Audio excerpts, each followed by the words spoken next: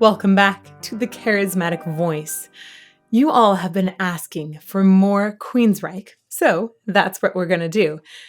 But I will tell you that there wasn't any really clear leader in which song we should choose. So, did a little bit of digging, and we're going to go with the song that is the most performed in their live shows, which is Eyes of a Stranger. I think this is really telling because it means that not only is this song really loved by the audience, but the band loves to play it. So I'm excited to hear it.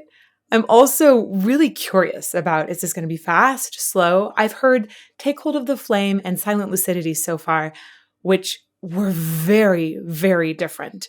All I know about this song is that it is the final song on their 1988 album, Operation Mindcrime.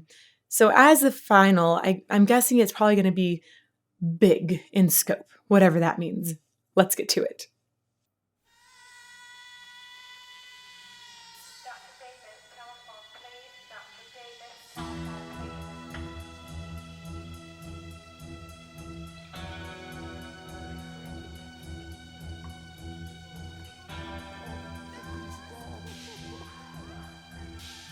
Whoa.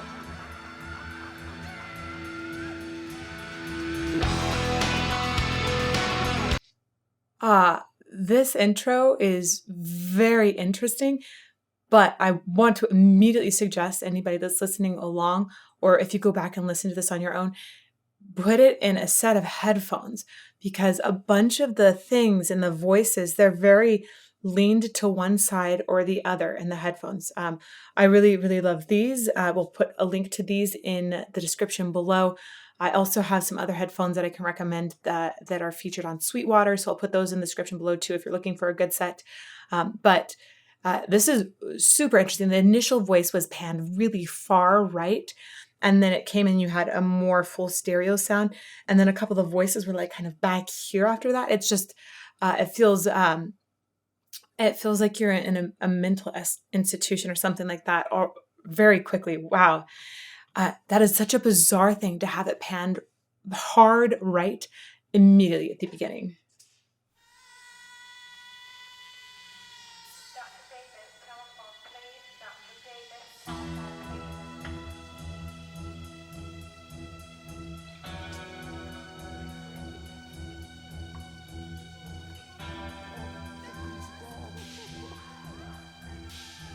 I feel like I'm in the middle of like a horror story.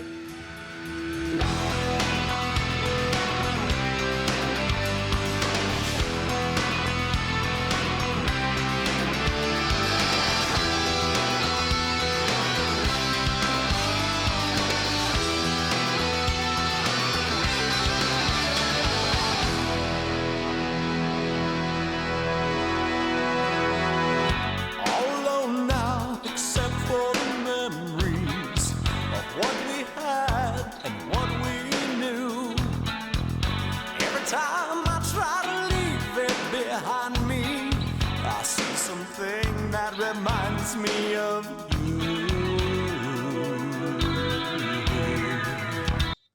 I adore his voice. You guys knew this already, but I love how expressive it is in here.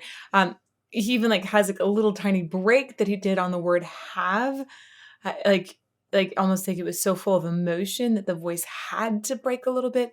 It wasn't like I just toss in that little breaking moment because it's a cool style thing to do. It was, I'm going to make this emotionally full.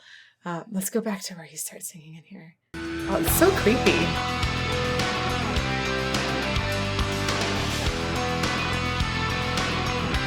Feels very epic.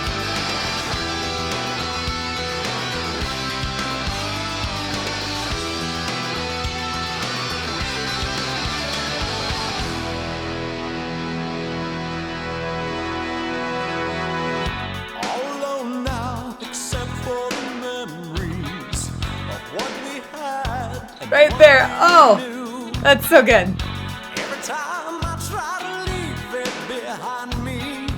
I like the way on every time when he goes up, he thins out the sound a little bit and then tosses leave as well. Every time I try to leave it behind me, I something that reminds me of you.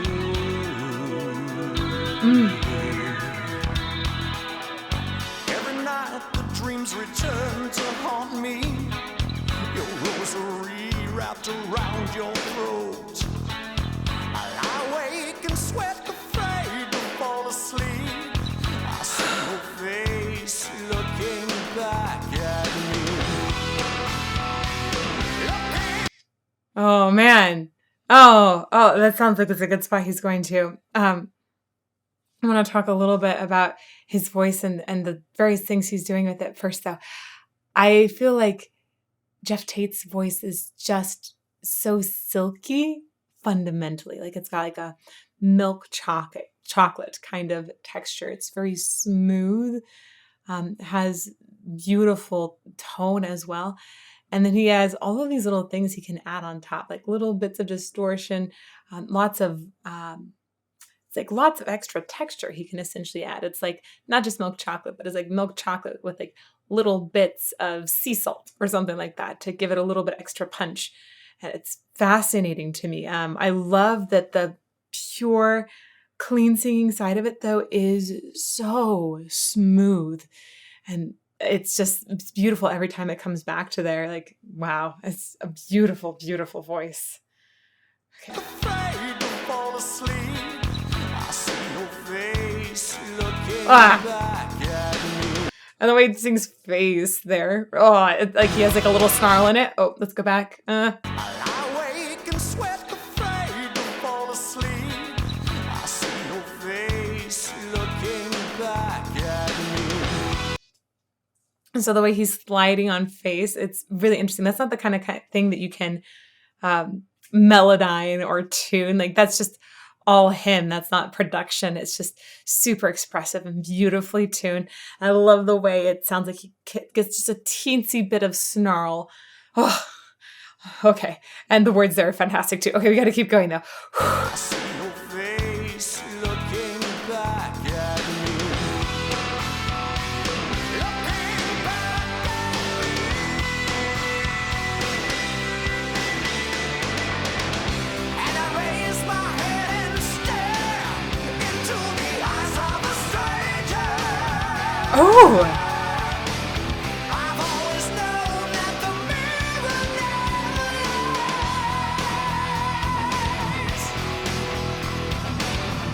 People always turn away from the eyes of a stranger.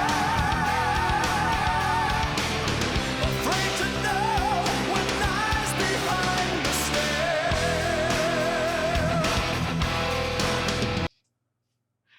whoa. This is a good song. This is a really good song. And it's really good singing. The lyrics, right? Oh man, I'm going to come over here. I love this. That essentially people are afraid to look at themselves in the mirror is the big takeaway I'm getting. And I raise my head and stare into the eyes of a stranger. I've always known that the mirror never lies.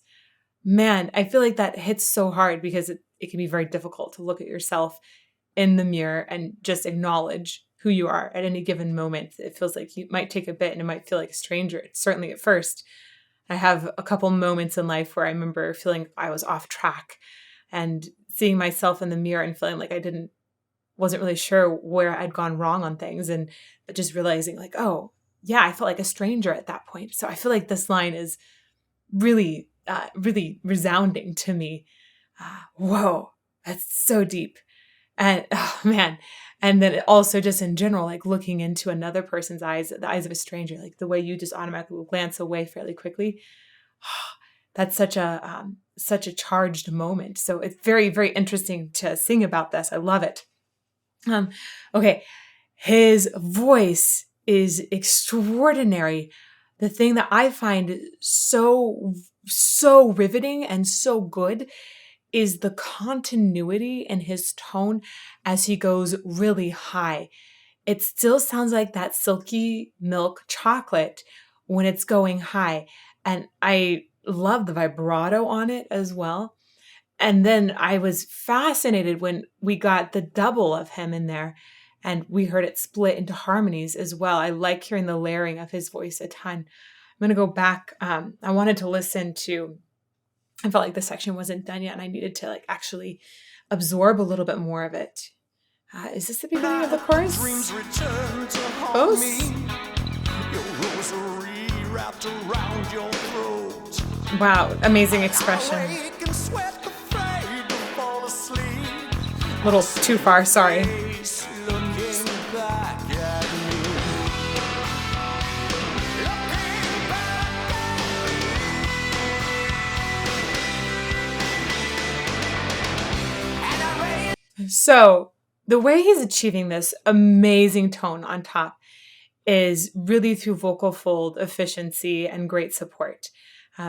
That's not something that you can do as much with the cherry on top part of singing. Really, you have 3 steps to singing. You breathe, you phonate, and then you shape it. And so he has to have really good low breathing to support the sound, especially when it's high and sustained like that. And then once he gets here and the vocal folds go wacka, wacka, wacka, that means that the vocal folds have to be coming together very cleanly. They can't be really fraying. To have this richness of tone, they'll call it complete adduction is necessary there.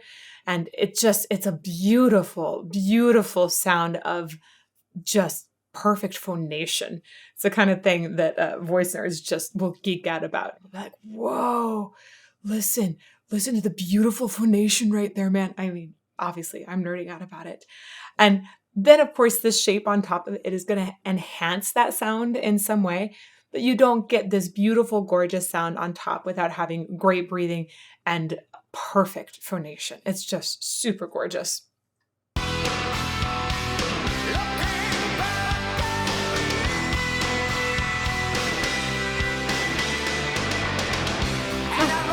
Really interesting. Look at his mouth on the me vowel. E is typically a more closed vowel, E, and he's opening me. And so that shows you that he's modifying the vowel too. That can enhance the positioning of the vocal tract. So after the phonation, it essentially will enhance it better.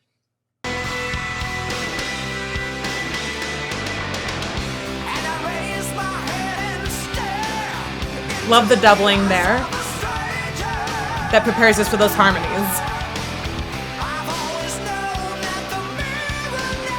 Oh.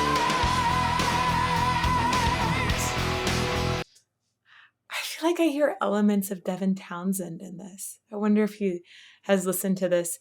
Certainly in the way that there's a very free vibrato at times, and the way it's super rangy reminds me of Devin. This is so cool. Okay. I mentioned while it was going, but the production wise, I think it's really smart to add the doubling of his voice and doubling in unison. So you've got 2 different tracks of him singing, and he does that before adding the harmonies in. So we're already used to hearing multiple of Geoff, and then we get the harmonies added after that.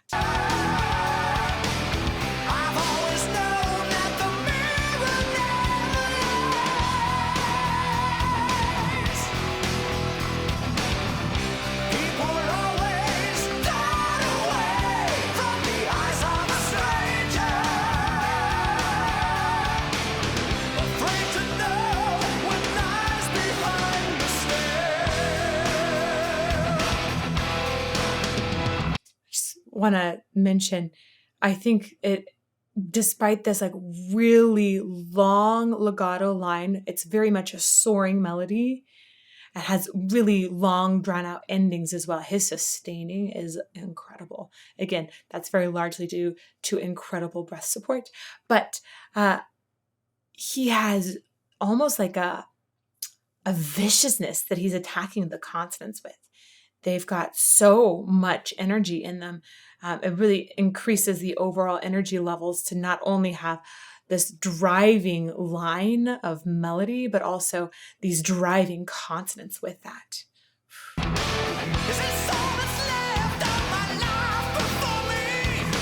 Very passionate.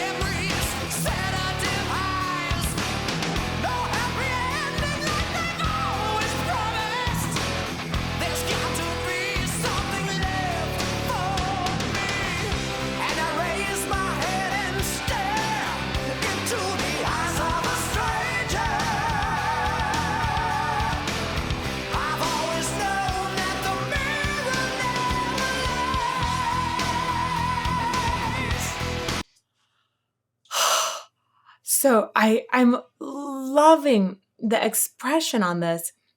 You can tell that it is so passionate. It's very heartfelt, and it feels like there's a lot of angst in the sound. Uh, and like I said, like almost a viciousness to the consonants. But none of that is disturbing the openness in his throat. That's one of the ways he's able to keep this like a glorious full sound. If he's phonating well here, it is possible to destroy that beautiful sound that he's created here by essentially closing down the throat. And he's keeping it open, but giving us cries and so much expression at the same time. Like, I'm really impressed by how open he's able to keep the sound, especially through the range and the expression. It's really fantastic. Let's go back a little and then keep going. And stare into the eyes of a stranger. I've always known that the mirror never lies. Oh, that was great. Okay, so I talk about diphthongs a lot on this channel. That's when you have one vowel sound that is actually comprised of two vowels. So it's like one sound, two vowels squished into it. The word lies has a diphthong in it. It's eyes, lies. And he does here what is the like classical way of approaching diphthongs, or is considered like maybe the more standard way, which is to hold the first vowel for a longer time and then go to the diphthong just at the very end. Listen, he's so clear about it. It's like really dead clear. And I think that that's fascinating. I feel that that is very intentional. Let's go back and listen to that. There you go. You hear that really clear transition to the E at the end, and the really drawn out is the word I was looking for. First.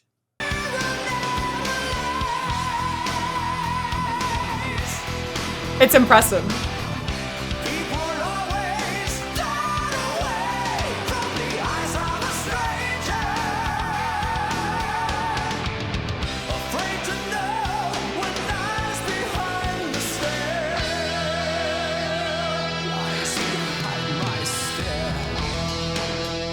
Oh, that was cool to have a little spoken moment there. Man, I didn't ever think that milk chocolate could be so powerful. It's like so smooth and so powerful at the same time. Lies behind my stare. I love that spoken moment. Huh.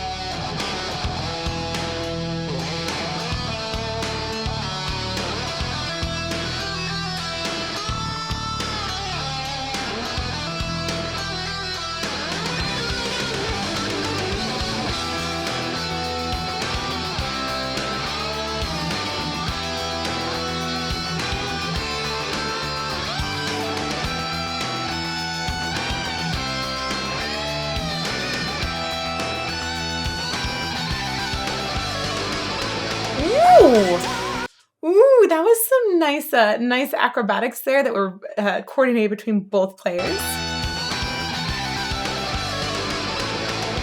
Whoa, that was really good. One more time.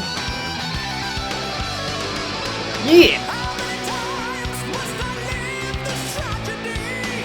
How many more lies will they tell me? All I want is the same as everyone. Why am I here? And for how long? And I raise my head and stare into the eyes of a stranger. Oh, this is interesting. Why am I here?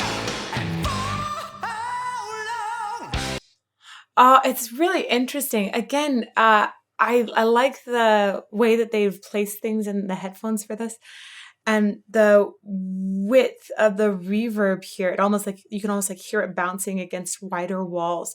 Feels very wide to me. Just really interesting to hear that in his voice. I think it's always there, but I'm not as aware of it when the whole mix is playing together. And it was just really drew my attention to what kind of reverb might sound good on his voice in particular. Oh, that's fascinating. Why am I here? And for how long? And I raise my head and stare into the eyes of a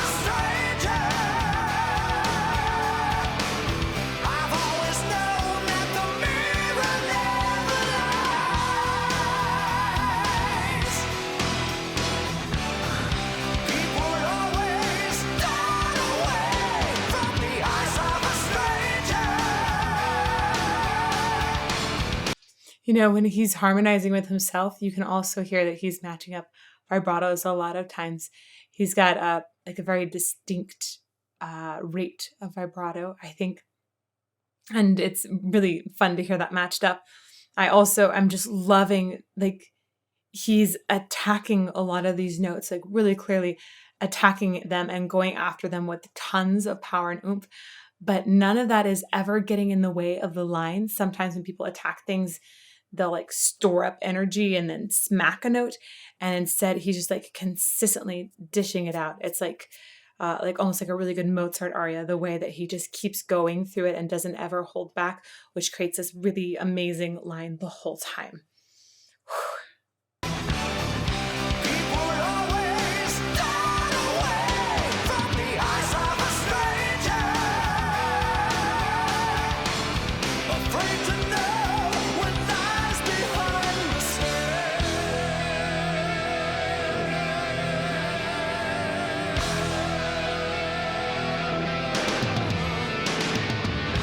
Ah, nice. Very nice extended note there. I like the way he brought it down and even gave a little bit of extra expression at the end.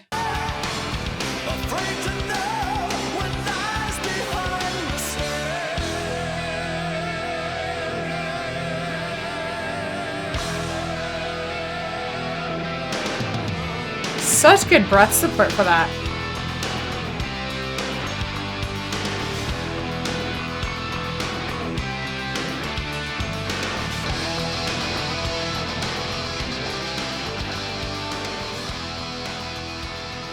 Oh, it's the tongue.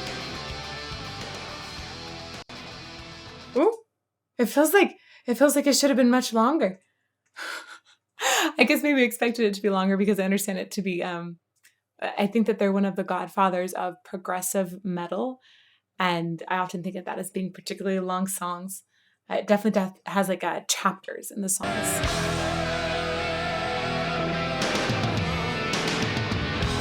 That's honestly a great way to end it, for vocally anyhow.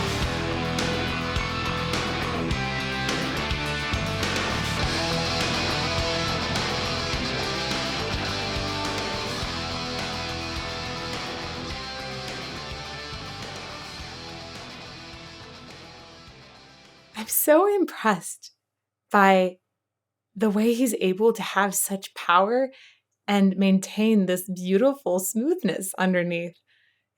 He's got such a wide range of timbres available, but always having this bass line of this just glorious sound is really delightful. And I love that it doesn't disintegrate when he gets really loud and powerful. It actually just continues to ring like crazy. I'm so impressed with the way he's able to keep the sound so open when he's going really high and keep that continuity of sound through such a wide range of pitches.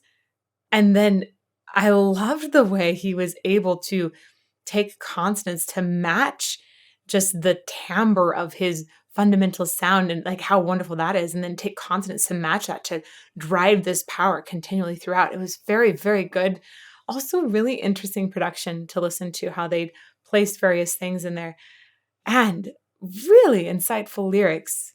I feel like it feels a little tormented in a lot of ways. Definitely something I'm going to go back and listen to and mull on the lyrics for much longer, because I feel like there's a lot of depth in that song. Oh, fantastic. Thank you to all of you for recommending Queensryche. I very much have been enjoying discovering Geoff Tate and Queensryche through your suggestions. So please keep recommending Queensryche songs down below and let me know if there are other bands you'd like to hear as well. And you can find me here every Monday, Tuesday, and Friday at 8 a.m. Arizona time. If you don't want to miss something, subscribe and turn on the bell for notifications so you know when your favorite songs are coming out. You can also find me on Patreon. And if you want to learn about singing or about music in general, I have courses about that at thecharismaticvoice.com. See you somewhere soon.